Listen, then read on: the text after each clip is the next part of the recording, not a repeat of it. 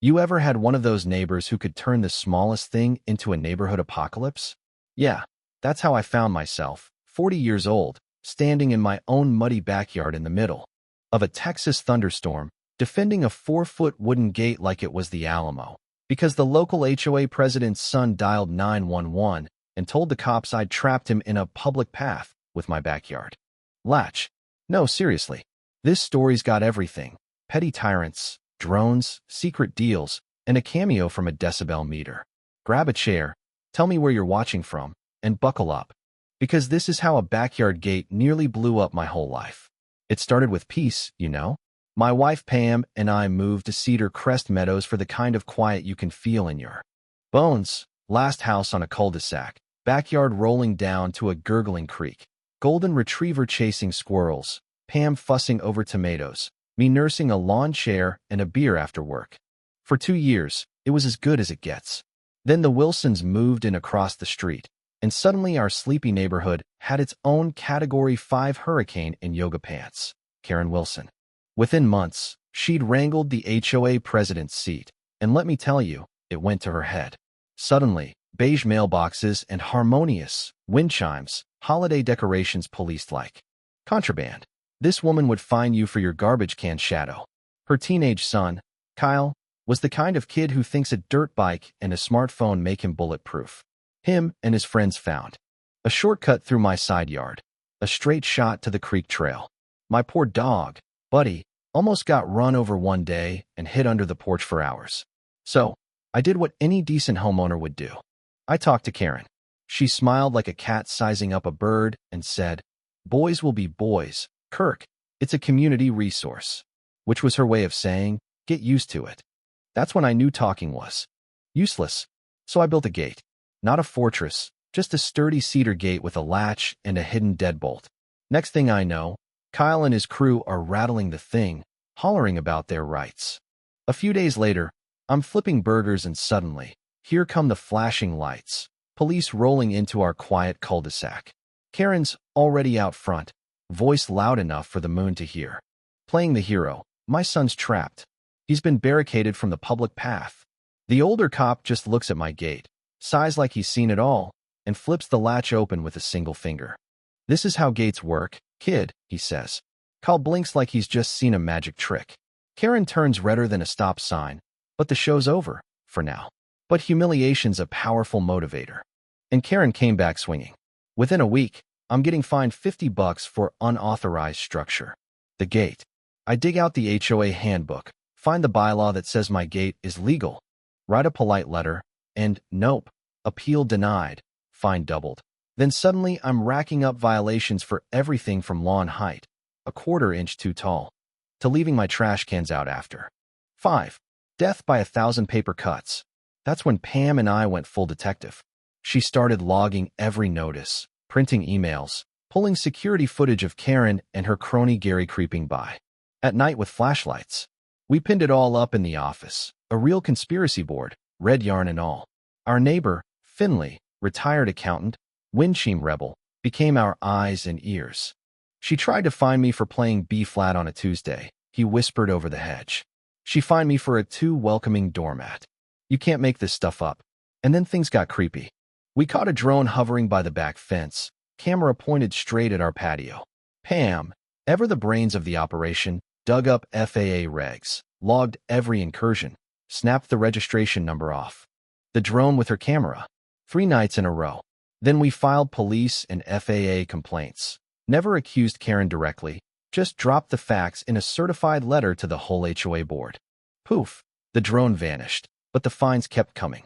The real twist came from Pam, who spent nights digging through public records. "Kirk," she whispered one night, eyes wide. "It's not about the kids." It never was. Turns out, Karen had brokered a secret deal with a developer, promising a resort over the creek, a private access trail, right through our yard. She needed our side gate gone to sell the dream, and she'd been harassing us to break us or push us out. Emails, maps, community improvement slush funds, a finder's fee just for her. The gate wasn't a shortcut. It was a $1 million linchpin. We bided our time, letting her believe she still had the upper hand. Then, during a midnight storm, bolt cutters in hand. Kyle and his buddy snuck into our yard. I caught them in the act, slipped in the mud, took a shove, and just as I hit the ground, blue lights lit up the sky. Karen came running, screaming, "He attacked my son." For a moment, I thought she'd finally beaten me, until Pam stepped onto the porch, calm as ever, holding up 3 different videos from 3 different cameras, all showing exactly what happened. The officers didn't hesitate. Kyle and his friend were cited. Karen was humiliated again. Pam turned the tables, using Karen's favorite weapon, the nuisance noise rule, against her. With a decibel meter and a 3-angle video setup, we caught Karen and Gary's golf cart patrol violating the rule by a mile. The evidence was so bulletproof the HOA had no choice but to find their own president. The neighborhood started waking up. People came out of the woodwork, sharing stories, signing our petition for a no-confidence vote. By the end of that town hall showdown, with emails and maps up on the projector, Karen's empire crumbled. The vote wasn't even close. She was out. Of course, she tried one last trick, filing a city complaint about my gate. Mediation day, I faced her down in a stale beige conference room, her binders stacked to the sky, all talk about historic pathways and public spirit. When it was my turn, I just slid the official survey across the table, property line clear. As day, no public easement, no access right. Then, for good measure, I set a brand new latch on the table and demonstrated. This is how gates work. Even the mediator smiled. Complaint dismissed. Fines refunded. HOA rules rewritten. Pam called it the respect the gate policy. Karen's son got a slap on the wrist and a stay-back order. Karen herself moved out 3 weeks later. The neighborhood exhaled. Pam shared tomatoes with neighbors. Finley cracked jokes over muffins and fences. One evening, oiling my gate hinge, Pam handed me an iced tea, both of us finally breathing easy. After everything, the drama, the stress, the mountain of paperwork, it's just a gate, she said, smiling. But it's our gate. The peace, the stubbornness, the line we drew, it all meant something. Now, we clinked our glasses and listened to the creek run, finally, truly home. And you tell me, what would you have done? Was I right to stand my ground, or did I go too far? Drop your story in the comments. Let's hear how you'd handle a neighborhood tyrant. And don't forget to like, subscribe, and share where you're listening from, because every community has a gate worth fighting for. I wish I could say that was the end of it, that after Karen left, the birds sang a little sweeter, and the HOA became a beacon of neighborly love. But if there's one thing living here has taught me, it's that peace is never just handed to you. Some people hold grudges like family heirlooms, and sometimes, even when the storm seems over, there's still thunder rolling on the horizon. A couple of weeks after Karen's U-Haul rumbled out of the neighborhood, you could feel the tension draining from Cedar Crest Meadows. The new HOA board, led by David, nice guy, steady as a rock, got straight to work cleaning house. He asked Pam and me to help draft some new rules, and together, over too much coffee and half a pie, we wrote the Respect the Gate policy. No more midnight patrols. No more fines for a stray dandelion. Everything had to be documented, clear, and neighborly. There were fewer clipboards, more handshakes. But even as we were rebuilding, weird things kept happening. At first, it was small, missing mail, garbage cans mysteriously tipped over, dog poop left right in front of our mailbox like a calling card. Buddy started growling at the hedge some nights, hair up, low and wary. It felt personal, but I tried to laugh it off. After all, Karen was gone. What was left to fight? Well, as it turns out, revenge isn't always direct. One rainy afternoon, Pam found a soggy envelope taped to our door. No return address, just a single sheet inside. It was a city code about our fence disrupting the natural water flow. The kicker? It was filed anonymously. Pam shook her head, equal parts amused and annoyed. "You think Karen's still out there pulling strings?" she asked. I shrugged. I mean, maybe. Or maybe there was a new villain in town, one who'd learned from the best. But this time, I didn't get mad. I didn't march across the street. I documented. Pulled up property surveys, snapped photos of the perfectly normal creek flow, printed out weather records. At the city office, I handed over my stack to a clerk who looked about as bored as a DMV. Photo. 2 days later, I got a call. "No violation found, Mr. Jordan. Sorry for the trouble." Another fire put out, another page for our growing proof wall. But the real twist came the following month, when I spotted a sleek black SUV circling the cul-de-sac. It parked down by the creek, and out stepped a sharp-dressed man in sunglasses, on a cloudy day, mind you, along with a woman with a clipboard, a notepad, and a camera slung around her neck. Developer types, I thought immediately, the hairs on my neck standing up. Pam was already snapping photos from the living room window.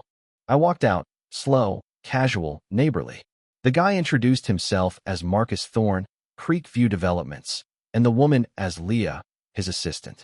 He was all smiles, but his eyes never really smiled. With him, he made small talk, asked about the neighborhood, complimented my fence. Then he got around to it. I understand there's a path here to the creek, a sort of community trail? I smiled right back, polite as pie. Nope, that's my yard. Private property.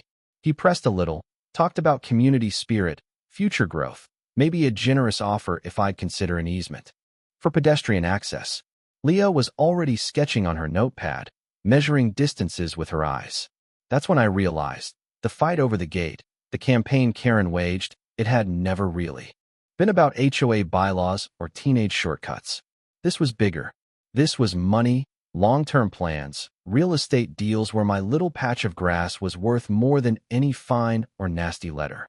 I kept it cool, asked them for their card, told them I'd discuss any offers with my wife and get back to them. But as soon as they left, I called Pam and Finley, and we had an emergency huddle in the kitchen. Pam, always the sleuth, started digging into public records again. Finley, still sharp as ever, mentioned he'd seen Marcus at City Hall, talking to folks in planning and development. We pieced together a picture. The developers hadn't given up. With Karen gone, they were trying to go around us. Maybe bribe, maybe bully, maybe just outweigh us. Now, look, I know when to stand my ground and when to play chess. We got proactive, attended the next city planning meeting, showed up early, copies of our survey in hand, Pam with binders of evidence, even Buddy sporting a fresh bandana for moral support. When Marcus stood up to present his community trail proposal, I calmly asked the council to pull up the plat maps and deed records. Let the public record show. That land is ours. The city folks were cordial but cautious. Developers talk big money, after all. But the facts were clear. No easement, no public path, just a family protecting their home from a second backdoor deal. The next day, we sent certified letters to every house in the neighborhood, explaining what happened, including copies of the plans and a little history lesson about the first gate war. This time, the community rallied fast. Everyone remembered Karen, and nobody wanted round two.